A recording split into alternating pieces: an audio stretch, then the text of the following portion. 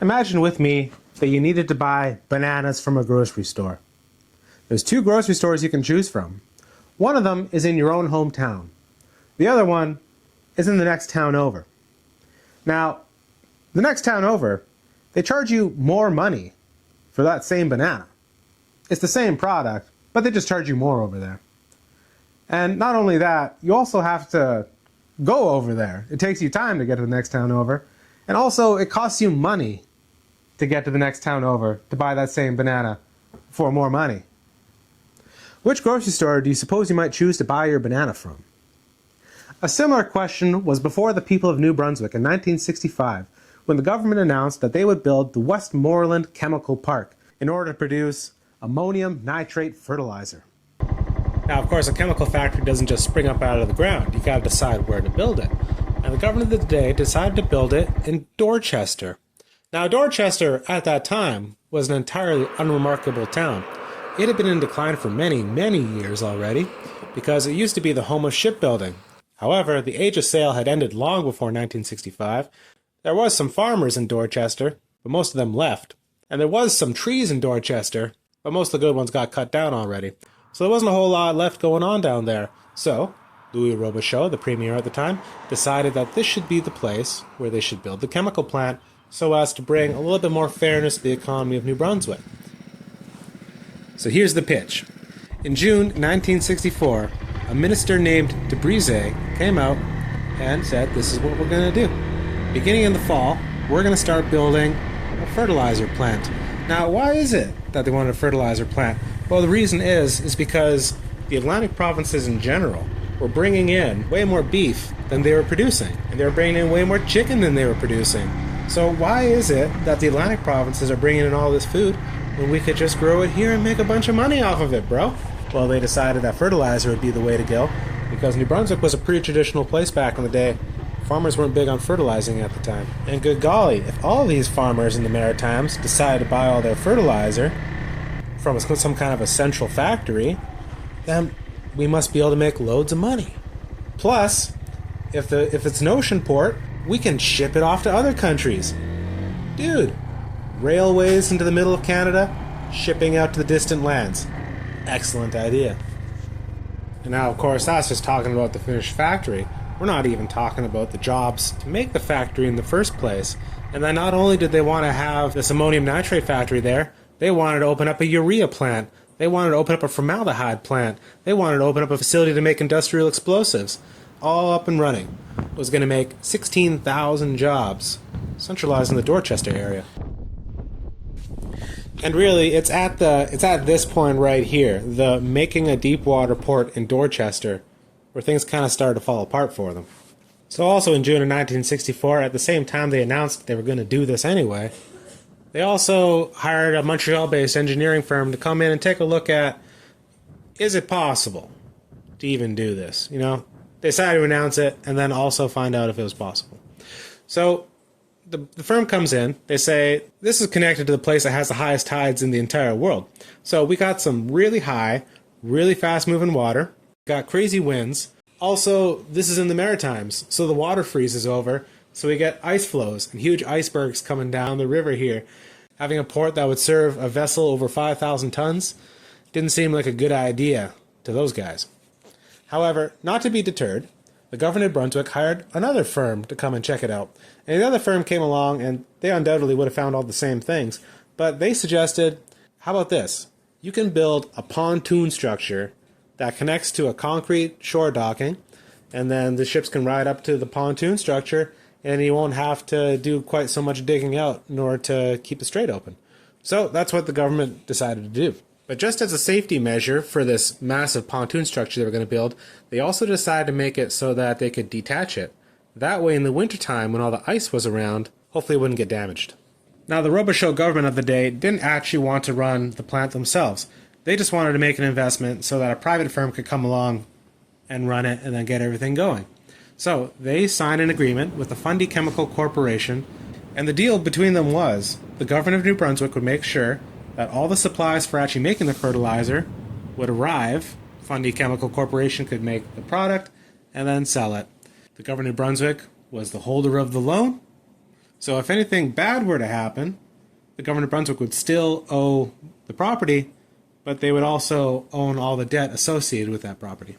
And so therefore it came to pass on October 31st, spooky, and construction on the Westmorland Chemical Park began.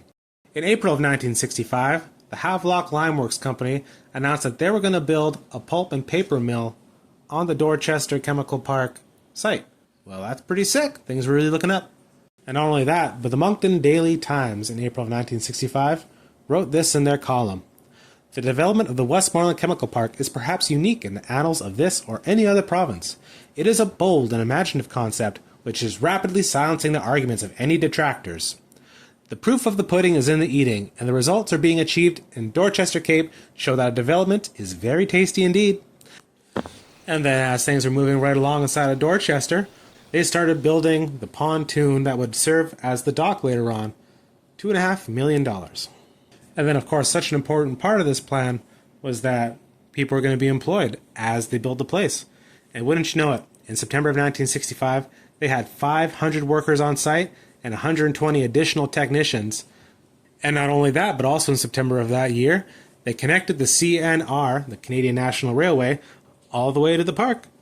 And then if all that wasn't great enough, it's also the centennial of Canada, coming up in 1967. So the federal government of Canada was also looking at making little investments around the country, spread the good stuff around. And they also put $1.5 million towards this project. And then not only that, but Atlantic Industries also announced that they were going to build $400,000 worth of manufacturing equipment on this site in order to build steel drainage pipes. And then with all that coming to a head in October, in November, the floating dock was completed. There's a little bit of a snub here towards Dorchester. It's a town of 1,000 people. Calling it Dorchester Port wouldn't make a lot of sense because some guy over in Pakistan doesn't know where Dorchester is. However, he might know where Moncton is. So it was called the Port of Moncton. So the place was actually just about ready to run in November of 1965. So there's a boat that comes in from Trinidad, and it's going to drop off the very first load of ammonium in order for the factory to start producing its ammonium nitrate. But alas, not everything was completed, so the dock wasn't actually ready. So on the 21st of November, they get a barge. They pull the barge over, and then they get the boat to dock against this barge. There you go, problem solving. So the barge goes in, and then on the 25th, boom, now we're ready. The skies have cleared, good weather. We have a 15,000-ton vessel called the William Grace, which is going to come in and deliver its ammonium. However, problem. They actually didn't dredge enough. So the 15,000-ton boat actually struck the bottom, which is a problem. But they still got to drop everything off, and everything was still moving right along. And it would have to continue moving along because the 15,000-ton vessel actually didn't deliver enough ammonium because it wasn't big enough in order to fill the entire storage tank that was available at the production facility.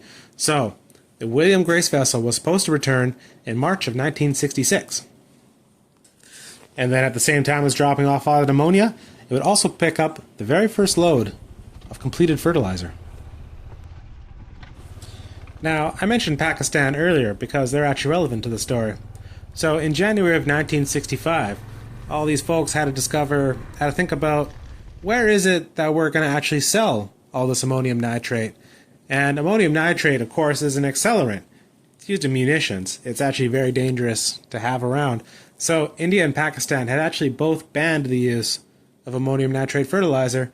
So, not that they're the only two countries in the world, but it was very clear that there's going to be a limited market as for where all this stuff could be sold.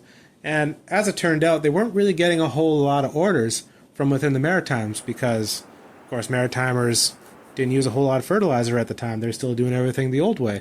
So because some places simply couldn't buy it and none of the locals wanted to buy it, it meant that Dorchester, New Brunswick wasn't actually the center of production that the government had intended it to be.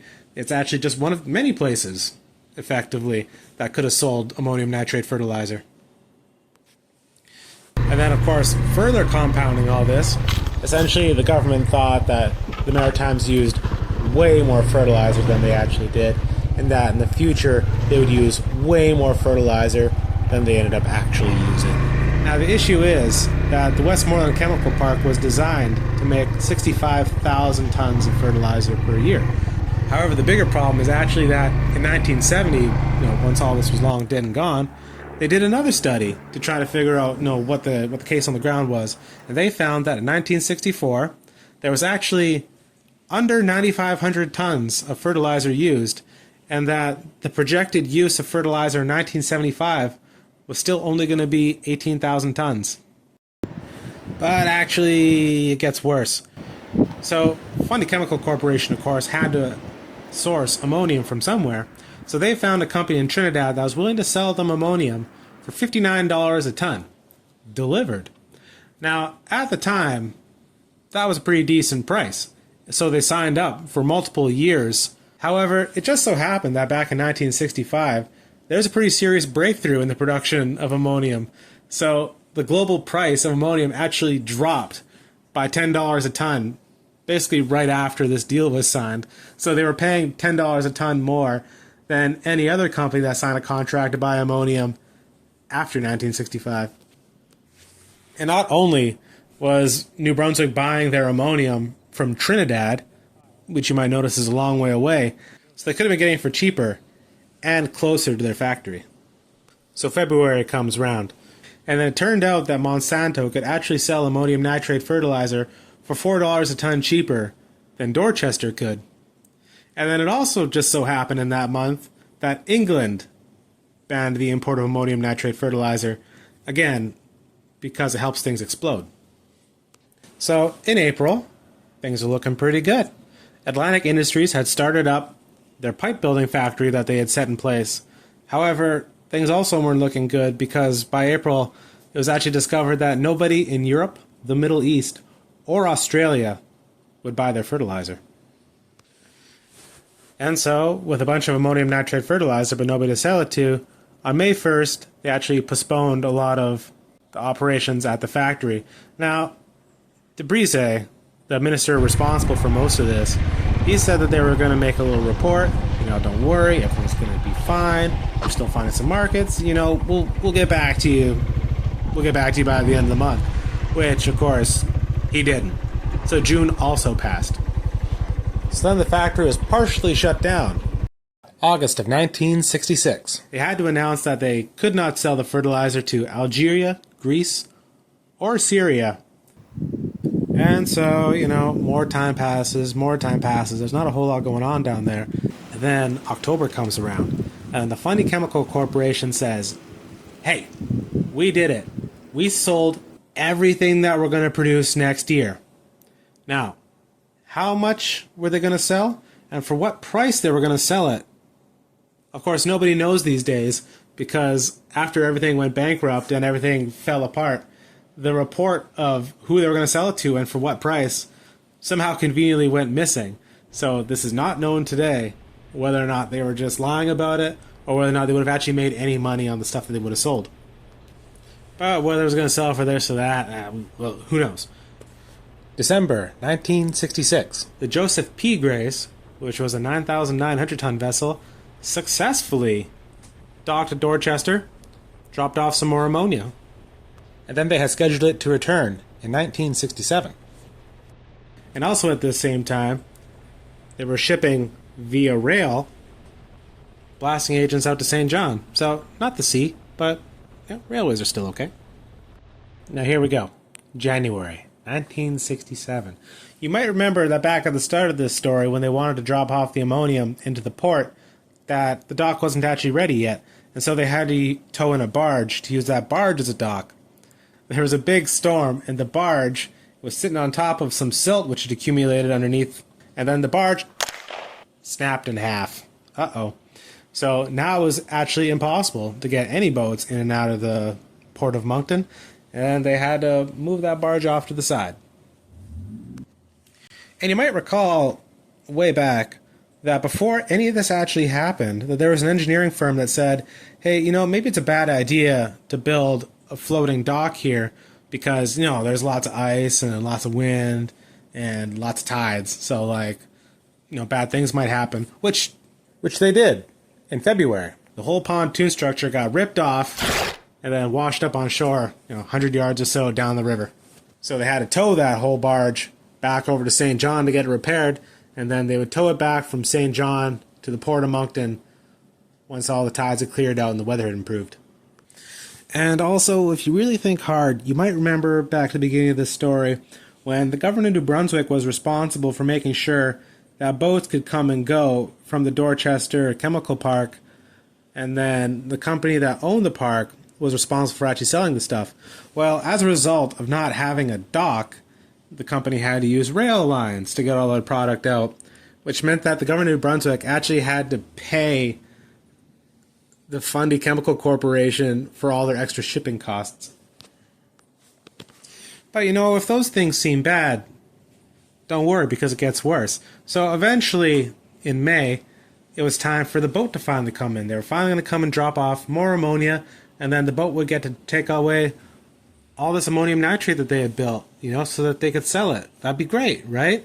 So they dredged the whole area out again, get it all nice and ready for this boat, and then they decided that since they've had problems in the past, they're going to need to bring this boat in right at high tide, and then get whatever they can done, and then when the tide starts to go down, they'll bring the boat out, and if they're not done yet, they'll just wait for the next high tide to bring the boat back in, and they'll just keep on doing that until everything's all done. So the boat comes in, but the captain of the boat, I guess he didn't quite understand what the plan was.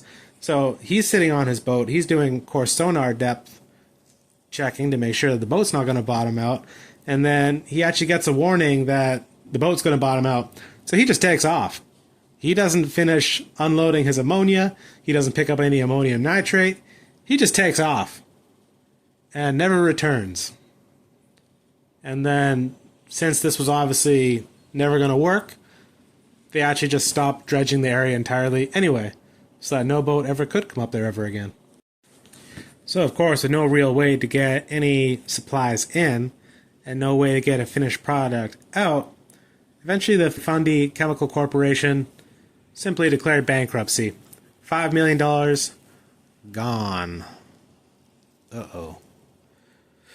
But alas. So it's 1968 now, and the government of New Brunswick effectively owns a company that owns the chemical plant. So they keep on trying. They keep on trying to sell stuff. However, by now, it's clear that third world countries cannot afford the fertilizer, and developed countries don't use ammonium nitrate because it's dangerous. And meanwhile, there's a whole bunch of other companies that can produce ammonium nitrate as well, but can also do it more cheaply. And so it came to pass that on October 25th, 1968, everything stopped.